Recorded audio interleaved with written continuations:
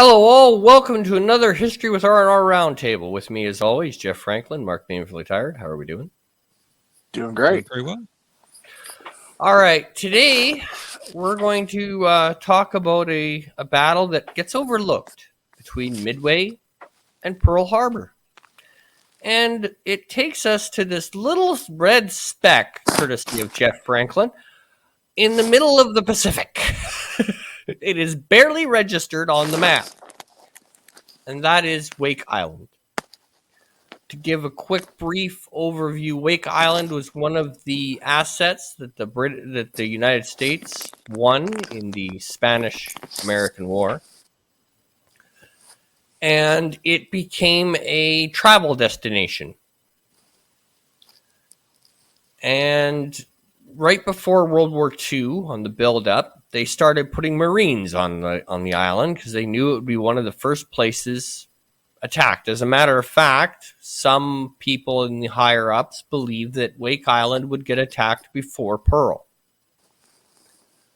because at the time the belief was Pearl Harbor was a fortress that no right-minded individual would even attempt to attack. So Wake Island would be where the attack would come. History tells us that no, Pearl was the first one to get attacked. And, oops. However, Wake was garrisoned not very heavily. It was, Mark has the numbers in front of him, but I believe it was about 400 American soldiers. Hold just a second. I'll get that for you. Yeah, 535 is what I see. Yeah, 525 Marines. And then they had about just over 1,000 civvies on the island when the first attack hit. Wake is a tale of two stories. But before we get too far into it, I just want to get the initial feelings from Mark and Jeff, and then we'll carry on, and I'll lay out kind of where the first attack, and then we'll talk about the biggest travesty since Pearl. All right, Jeff. Well, the first attack was literally hours after Pearl, so yes. It was almost simultaneous. The two attacks they're like you said, they're a story of opposites almost. The first one was a triumph for American forces. The second one was a tragedy. And I don't know if they learned anything from it. I know you don't like where we have historical events where we have to learn things and apply to things forward yes. from that. But it was a tragedy. And what those people went through after the Japanese attack and victory, and the second one was just horrific. Yes. Mark? I agree with Jeff, but I would go a step further, and I know we'll get into it later, but the admiral that was in charge of sending relief should have been court-martialed and probably tried as a traitor to the military forces that defended the island, because his final word was the reason why that island was not held. If the supplies had been dropped, we'd probably would be talking about a different story, and the Pacific Theater may have been a tad bit different. Who knows? But I mean, it's just we'll get to that later. But that admiral should have been the one that foot the bill on that for doing what he did. Yeah, it was wrong. Oh, I 100% agree. And yes, we'll get there. We'll get there. Mm-hmm. The first battle of Wake, as Jeff said, happened shortly after Pearl. And it was a small force because the Japanese had gotten a little cocky. They had taken over islands without too much resistance, caught everybody unaware, and they were kind of used to showing up, taking over, end of story. That was kind of the way things were going at that point.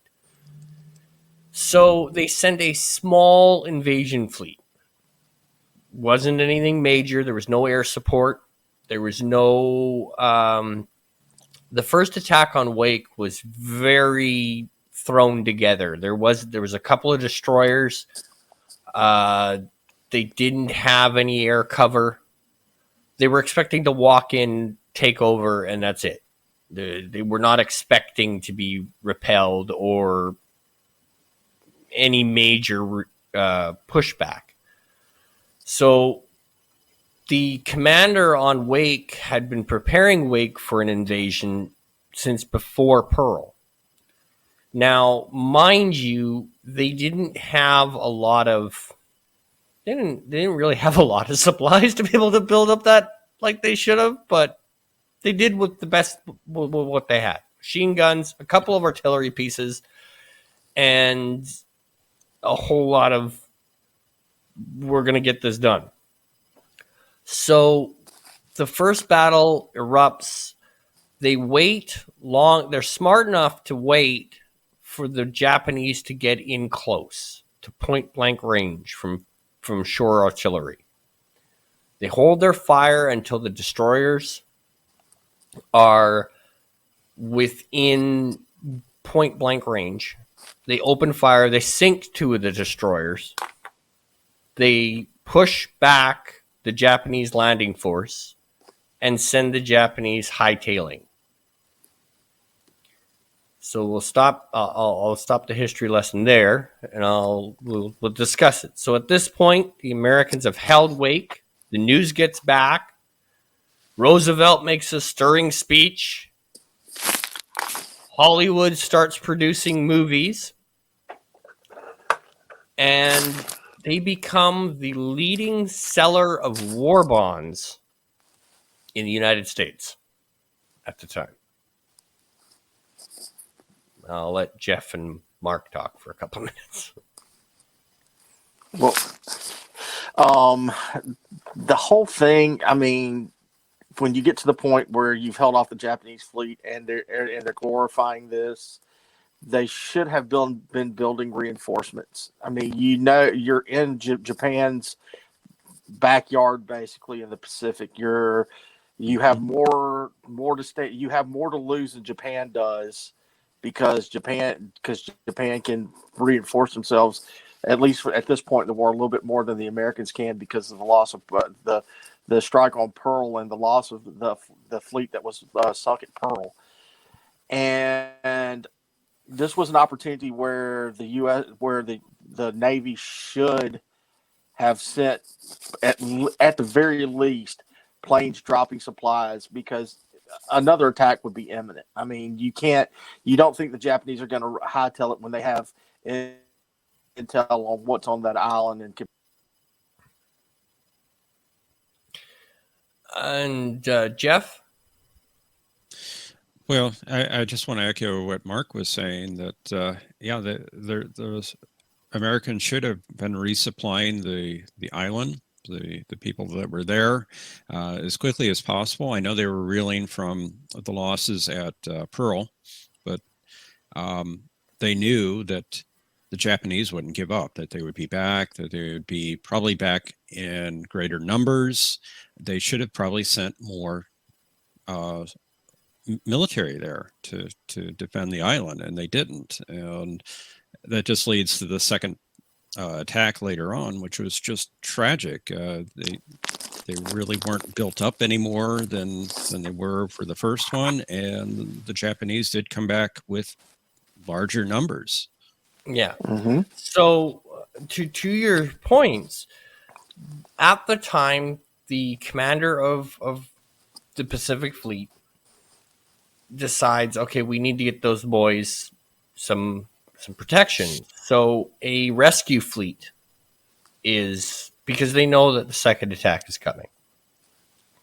It's a race against time. So the American Navy sends out a reinforcement / rescue fleet to rescue the boys on Wake. It has 2 aircraft carriers and then whatever ships they can put to sail, along with reinforcements Marines wise, and they're ready to go. So they're on their way. At the same time, the Japanese launch an invasion fleet, and the race ensues. Who's going to get there first? Unfortunately for the men on Wake, it's the Japanese. Japanese arrive with air cover. They arrive with battleships. They arrive with heavier destroyers, and they're ready to roll. They're taking this island. They're not being turned back this time. Wake To be comes honest, under. Sorry. I'm surprised that it took 12 days for the Japanese to send their second invasion force. Yeah, it's crazy when you think It about was it. almost 2 weeks. Yeah. See, and the other part that I was going to get to is what you have to understand is there's a changing command at Pearl.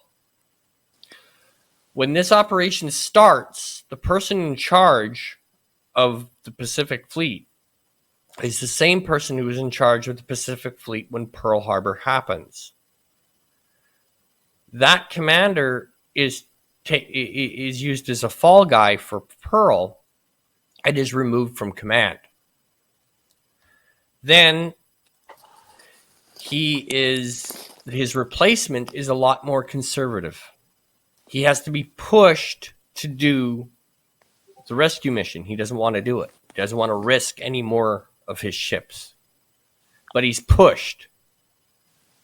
So he relents and he sends the troops. So one, the fleet should have moved sooner than it did. Two, he didn't want to do it in the first place. And then the Japanese beat them to the island. It's not looking good for the Marines on the island, but they're holding out because they know and they've been told that the cavalry's coming.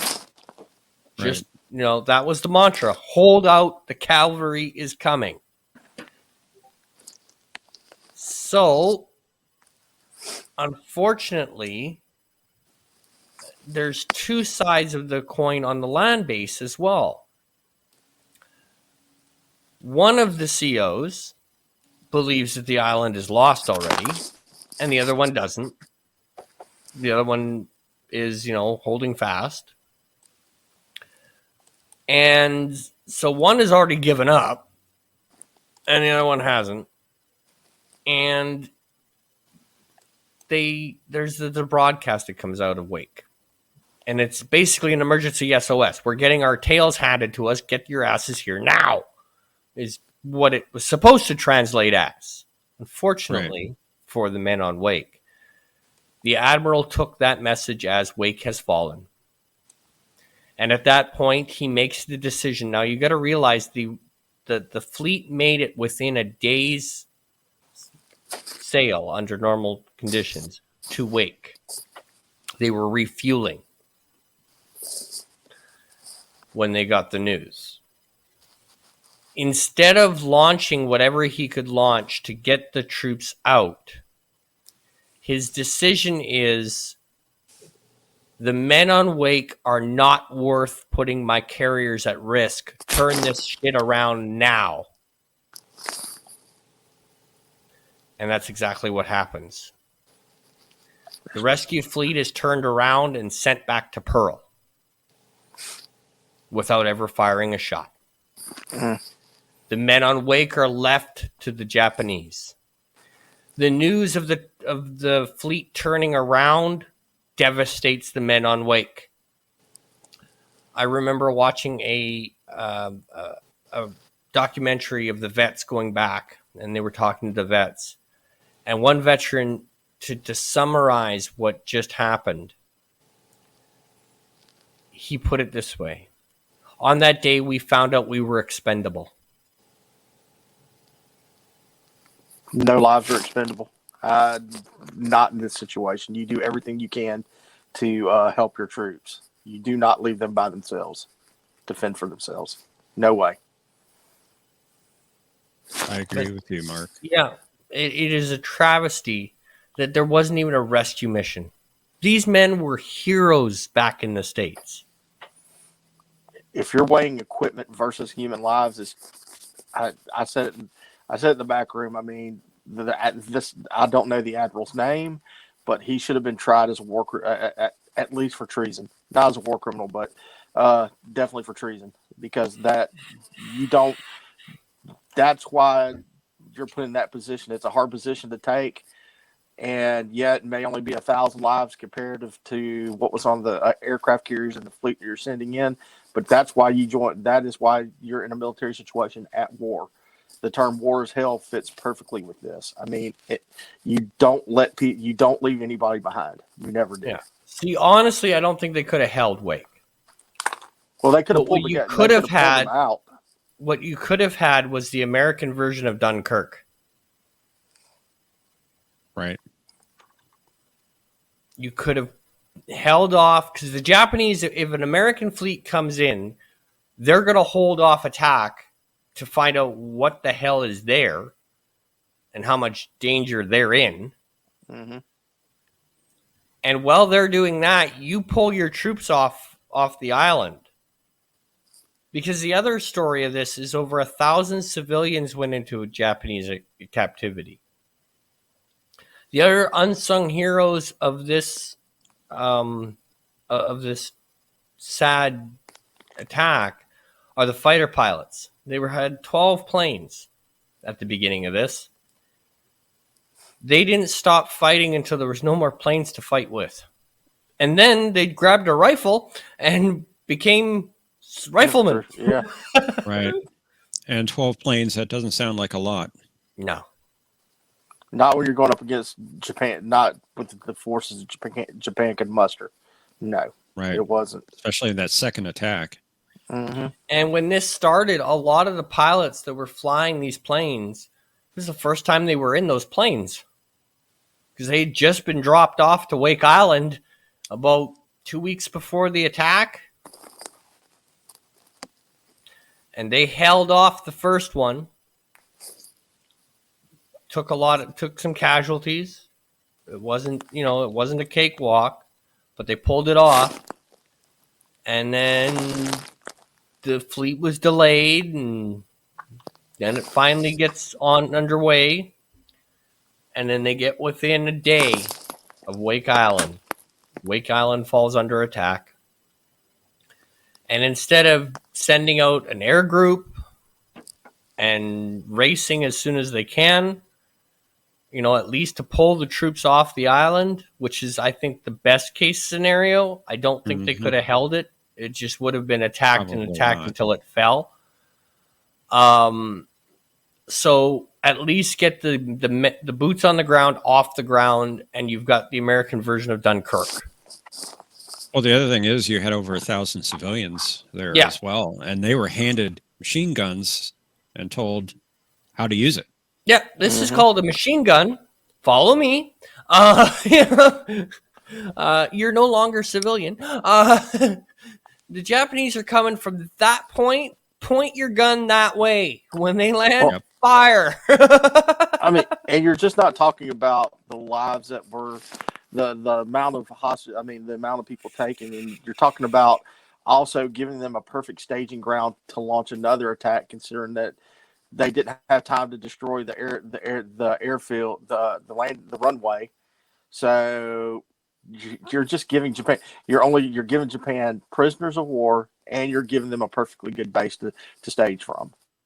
To move closer not and only closer that, and but closer. propaganda up the wazoo, because Yeah. they did use them as propaganda.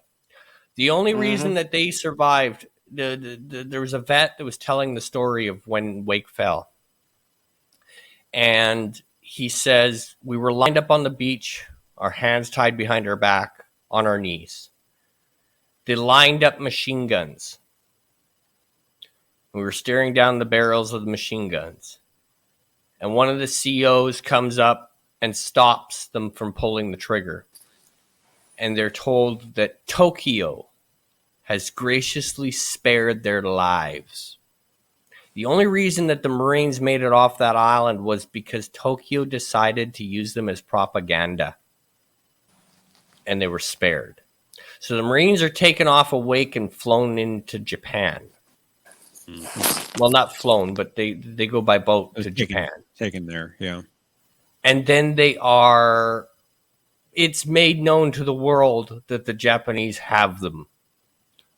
On the way to Japan, the fighter pilots that are found out by the Japanese are taken up on the deck of the ship and beheaded.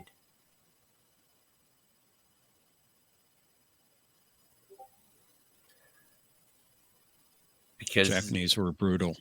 yeah, they were beheaded for sinking ships because that's what they'd done, and they were their heads were cut off for it, and they didn't make it to Japan. A lot of boys didn't make it to Japan. Some of the civilians were kept on Wake Island as slave labor. They built up the bases that would later the Americans would have to attack. However, the Americans never did. They skipped Wake. The island skipped it. Wake Island didn't fall to the Americans till after the war was over. Yeah. Because they just skipped it. They island hopped it. But the news and how everything went down and the turning around of the fleet didn't come out until about 2 years after the war. Because even as Wake is falling, movies are being made in the United States about the heroes of Wake Island repelling the Japanese. War bonds were being sold. A little bit The of propaganda there too. Oh, yes. Big time propaganda. Mm-hmm. And it's just, I mean, yes, on one hand, the Americans really couldn't have, it wouldn't have been good if you would have lost a carrier at that point. But he should have at least tried to get them off. Yeah. I agree. Hold back the carriers, send in the destroyers, get the men off the ground. Get the carriers within flight distance so the planes can take off and give air cover long enough to get the boots off the ground and get the hell out of Dodge and bring them home to fight another day. Mm-hmm. That's your best case scenario. But he decided that nope, he's not. The men on Wake Island are not worth my carriers and my fleet. The fleet is more important. And he turned them around and sent them to Pearl. The mood on the ships was of confusion, anger, because you got to realize those ships are loaded with Marines. Yeah. And they are there to rescue their brothers. And they're told, stand down, boys, we're going home. They're not happy. The men on Wake Island feel abandoned and that their fight was for nothing. Because when they needed the Navy the most, when they needed help, they found out their worth in the eyes of that admiral. They're expendable. And to have that talk, and you watch them talk about it, and the way the man says it, he says it so matter-of-factly. We were expendable. That's the day we found out we were expendable. It is just mind-blowing to me. There was no attempt to get them off the island. It's all chilling to me. From the beheadings that you spoke of to the cold-heartedness of the admiral turning the ships around. Yep. The fleet was more important. Keeping the fleet intact was more important to him than the men on the ground. And I don't know if that would fly these days. I don't know if you could pull something like that off. Now, I will say this. The admiral in question never was in main command again. In the wake of this, pardon the pun, he never was in charge of anything after this. Should have been Rightly so, in my opinion. Either he should have been hung or he should have been sitting in the jail cell. Plain and simple. Yeah. but it just you stop and you think about it, and it's just the soul crushing news when it gets back to Wake. They've turned around. They're not coming. You've been fighting for hours, waiting for these guys to show up. Your hope is crushed in 30 seconds. Because you know you can't hold out. You're running out of ammunition. Your only hope was that at some point those planes are coming over the horizon and you're going to see friendly destroyers coming in or something to pull you off that island. And you get the news, no, they've turned around. They're headed back to Pearl. At that point, they knew there was no point. It was either every man was going to die or you surrender. So the Americans had to surrender Wake. I think that the story could have been a lot different. And I mean, I realize we're armchair quarterbacking at this point. Mm-hmm. But there should have been at least an attempt.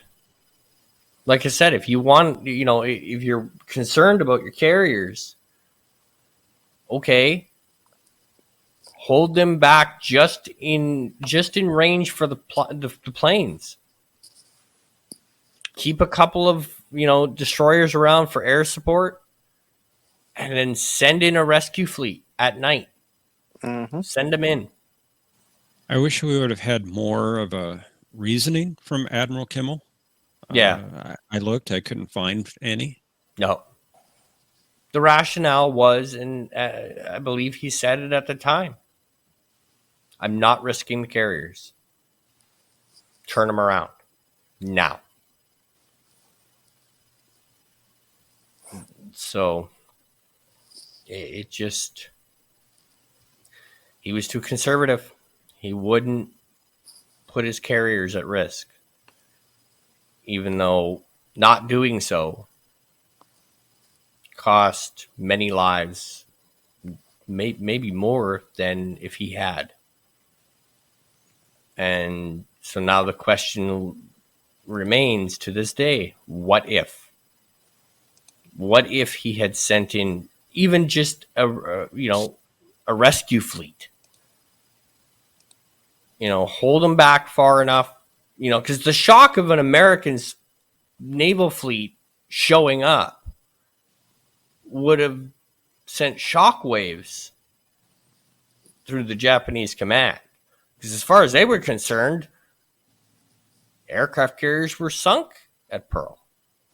Right. As far as they were concerned, the entire Pacific fleet was gone. There's a fleet? What? Hold on. Let's not get our asses kicked twice here. What do they got? There would have been a pause. And in that pause, you could have got the boots off the ground on a ship, turned that shit around, and got the fuck out of Dodge. Yep. But instead, he saved his bacon and turned the boats around. Whether he was right or wrong, I say he was wrong, but that is my opinion. And again, armchair quarterbacking. Well, he should have tried. Yes. For the amount of those men put in, fighting, holding that island as long as they did, it was owed to them. Oh, yeah. It was owed to them to try. And as far as I'm concerned, it's the biggest tragedy since Pearl in World War II. And it's not talked about very much. And it's not talked about very much because of that very reason. So we'll get final thoughts and we'll wrap this up. Jeff? Well, history is written by the victors, and that's probably why You don't hear much about this. It was not a good day for the Americans. Yeah, absolutely. Mark? I I agree with Jeff again. There's another point where it's abysmal to think that somebody would take machines built for war value over human lives. I mean, that's Right. what those carriers were built for. That's what those ships were built for. You have wins, and you have losses. This could have been a loss that, I mean, even though we lost the lives that it saved, could have easily been prevented if they had just gone through, like you said, provided air cover and pulled those guys out. I mean, Yeah. that's the total difference in that little part of the Pacific Theater. Absolutely. All right. And Well, with that, I want to thank Jeff and Mark for joining me. I hope Certainly. this conversation has maybe broadened your horizons, given you a spark to go look into it, and it's a really interesting but sad story. mhm. It's interesting. It's got its really highs and real lows, and it needs to be remembered. The men who died and those that were captured deserve to be remembered. So, thank you, and good night.